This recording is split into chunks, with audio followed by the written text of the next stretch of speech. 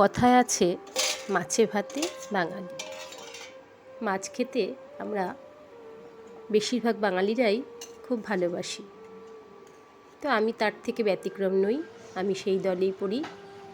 মাছ খেতে আমি ছোটোবেলা থেকেই খুব ভালোবাসি, কারণ বাপের বাড়িতে বাবু যখন বাজারে যেত আর কিছু না আনুক, মাছটা সে আনবেই।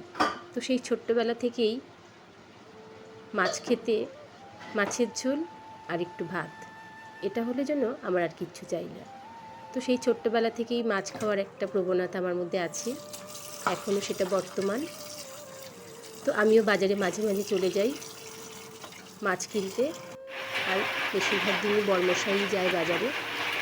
তো তার পছন্দের মাছ আজকে তিনি নিয়ে এসছেন, ইলিশ মাছ, তারও ভীষণ পছন্দের। তো তার জন্য আমি দেখো 3 পিস মাছ ভালো করে ধুয়ে পরিষ্কার করে নিয়েছি, একটু নুন হলুদ মাখিয়ে নিলাম। আর এদিকে কিন্তু বাইরে ঝমঝম করে বৃষ্টি হচ্ছে। তো বাইরে বৃষ্টি আর ঘরে গরম ভাত, ইলিশ মাছ ভাজা, তার সাথে একটু কাঁচা লঙ্কা, সেটাও একটু তেলে ফ্রাই করা হালকা করে।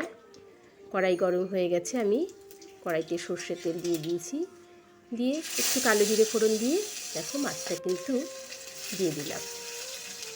এবার মাছটা একটু ভেজে নেব ভালো করে, কারণ যেহেতু মাছ ভাজা একটু কড়া করে ভাজতে হবে। তো গরম ভাত হয়ে গেছে, ভাতটা একদম ধোয়া উঠছে। তো সেখান থেকে আমি ভাত নিয়ে নিলাম, নিয়ে গরম ভাতটা নিয়ে এবার কিন্তু আমি মাছ ভাজা দিয়ে আজকে দুপুরে জমিয়ে ইলিশ মাছ ভাজা আর গরম ভাত খাবো।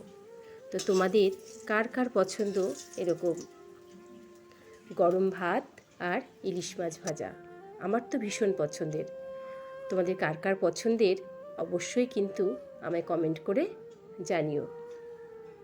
আমি কিন্তু ভাত নিয়ে খেতে বসে পড়ে গেছি, কারণ ভাতটা ঠান্ডা হয়ে গেলে গরম ভাতের ইলিশ মাছ ভাজার যে তেলটা, সেই টেস্টটা কিন্তু পাওয়া যাবে না। তাই ভাতটা নামিয়েই মাছটা ভেজে সঙ্গে সঙ্গে গরম থাকতে থাকতে আমি কিন্তু নিয়ে খেতে বসে পড়েছি। দারুণ লাগছিল কিন্তু খেতে।